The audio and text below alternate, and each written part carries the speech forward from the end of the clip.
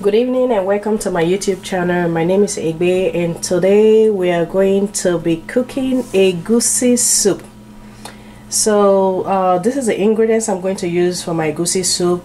Well, the main star of the day is actually the egusi, and that's grinded egusi, or for people that don't know what egusi is melon seed grinded. And what I'm going to be using for my egusi soup is my beef, fish, and all these condiments here. Actually that's no bouillon, curry, pepper, thyme, and salt. That's just to spice my meat, and I'll add a little more later to spice my soup. And this is spinach. I'm going to use it as my vegetable in my egusi. Onions to boil my meat also. And what is egusi soup without the palm oil? So I'm going to be using a little palm oil. And this is grinded crayfish, dried crayfish that is grinded into powder, and I'm also going to pour that in there to make the soup smell good. All right, let's go. All right, now I'm going to put my meat in the fire in the pot, and I'm going to put a little water. Actually, my pot is a little bit too hot. A little water, and I'm going to go ahead and put in my condiments. That's my salt, curry, and that's optional too. I know some people don't like curry in their soup, but I like my meat to really smell and taste good. That's my no bouillon cube, and that's my thyme. So I also like my meat to have a little bit of spiciness to it. So I'm going to go ahead and put pepper.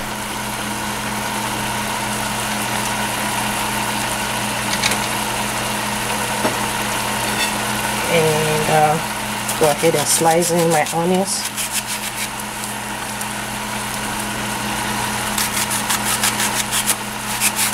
And don't worry, don't put too much water in your meat, because the meat itself have water in it, so it will just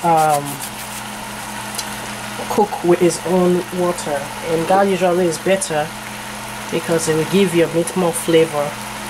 All right, so you let this cook for about 25 to 30 minutes. So I'm gonna go ahead and salt my fish a little bit, because I'm actually gonna fry my fish. The deal with the fish, some people like to leave in their fish by itself like that, but I've noticed if you don't fry the fish, it tends to break, like it will just go scatter inside the soup. Okay, I use pigeon. Yeah, it tends to break inside the soup, so I don't like that. I like to see the fish whole, or as it was cut in the store by itself like that. So you guys can actually see that my meat has been cooking for about 20 minutes now, and the water is starting to get dried. I turned my heat down, but what I'm going to do is go ahead and add a little more water from my hot water from the kettle.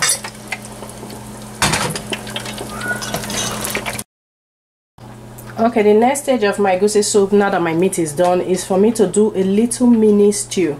So I'm going to blend my tomatoes and my red bell pepper to get that little mini stew before I pour my egusi into it. So now that my tomatoes is blended, the next step is that I'm going to mix a little bit of canola oil. I'll put it in a pot, because I'm going to use that to fry my stew. So discretion will actually guide you in this step, because I can't tell you the exact amount of oil to use, because I don't know the amount of egusi or melon soup you're cooking. So you just eyeball it and know that you're not supposed to put too much oil in your food. If not, you're gonna be sneezing, because when oil is too much, it makes me sneeze. I don't know about other people. And I'm also going to mix it with palm oil. So I'm going to have both oil in one pot. So you know, the deal with palm oil is that it thickens in the bottom. So I think that is enough. So I'm just gonna let my oil get hot a little bit, then I'm going to pour that blended tomatoes inside. So my oil is hot, so I'm going to pour my tomatoes in there now, and just make sure, you know, sometimes tomatoes, as they talk, it get pepper body, so it might start bubbling and kind of going up, so you might want to shift that.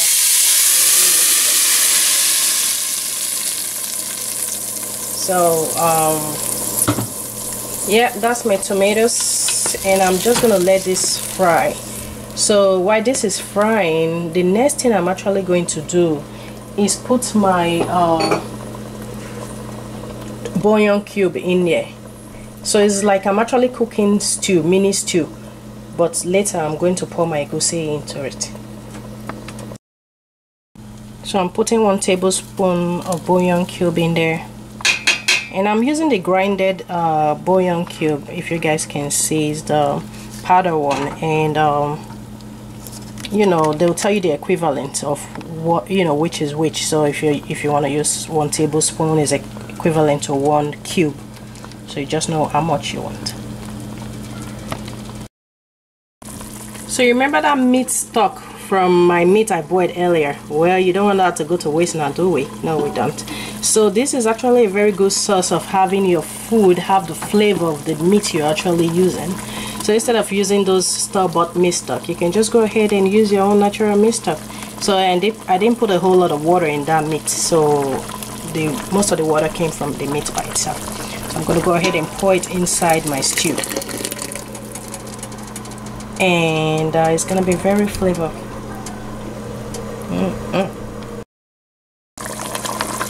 So my stew has been boiling for about 10 minutes now. I've been letting it kind of cook. So right now I'm going to go ahead and put my egusi in there, you know, because it's not actually stew I'm making. I'm making egusi soup. So it's going to start thickening up now.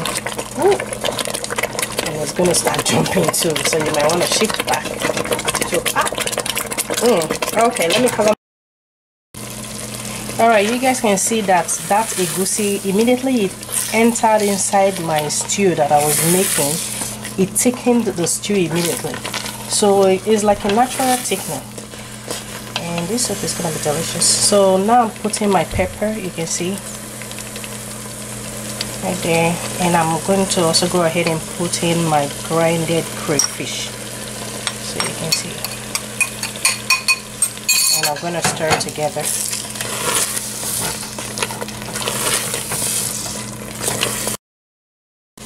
Alright, because my egusi is so thick, I'm actually putting a teeny bit of water, but I actually want a very thick egusi soup. You know, that kind of wedding style egusi soup that when you use it to take out the yam, the thing will hang there. So this is now, I'm going to put my spinach leaf in there. I'm going to in the soup and stir it together.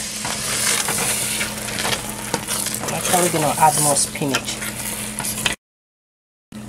So you can see my egusi is so thick now. I actually ended up using 2 bags of spinach because I wanted a whole lot of spinach in my egusi soup.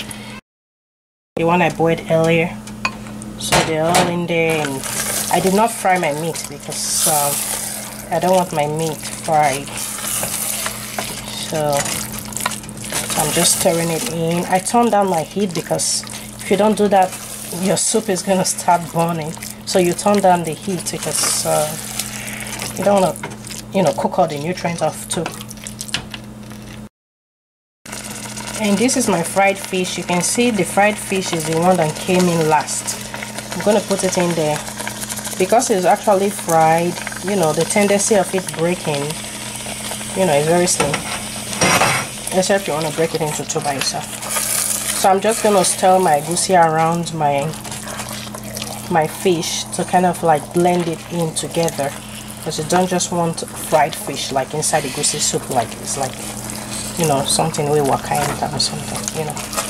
You want it to kind of be blended, well blended.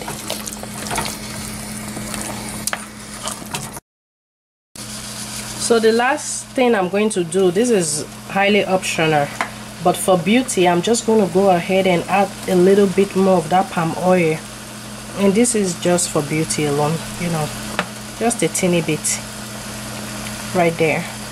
And I'm going to cover my pot and just let this all like cook for 5 minutes or less, and voila, that's egusi soup. Okay guys, this is the final product of what Nigerian egusi soup looks like. Melon soup, melon seed soup. So you can see I added a whole lot of vegetables in it because you really need that vegetable, which is good for you, you know, and is very nutritious, especially when you eat. You can eat it by itself like that. You can eat it with fufu, gari, pounded yam, whatever you want to eat it with. You can even eat it with rice. It's really good. And this soup is, you know, it helps. It has high fiber, so it helps you, you know, do number 2 too, and which is good for you. So this soup is very nutritious. They use it for marriages, and you know, and it's just a staple, a Nigerian staple. So thanks to all my subscribers, and to my new subscribers, thank you. If you have not subscribed, make sure you subscribe to my channel for more interesting videos. And if you like this video, thumbs up. If you have any other style or method you use in cooking your egusi soup, share with me. Leave a comment below. Have a nice day and God bless you. Bye bye.